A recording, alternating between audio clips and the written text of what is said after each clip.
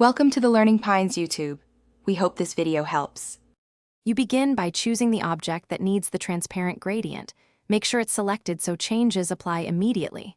Open the gradient panel and pick linear or radial depending on flow. Next, add or select color stops. One stop must be set to 0% opacity to create transparency.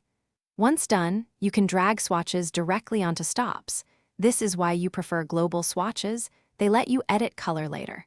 Make sure to work on the fill, not the stroke, unless you intend the stroke to fade.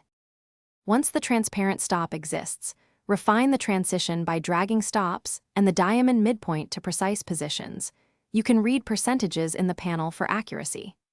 Use the gradient feather tool for directional soft fades and the opacity slider on each stop for layered transparency. This gives controlled falloff.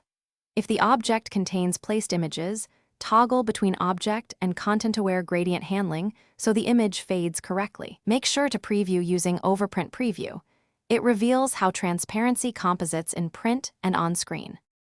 You finish by applying masks or grouping elements so the gradient affects only intended areas. Use clipping paths for precise edges. When exporting, choose a PDF preset like PDF/X or high-quality print and inspect transparency flattening settings to preserve the effect.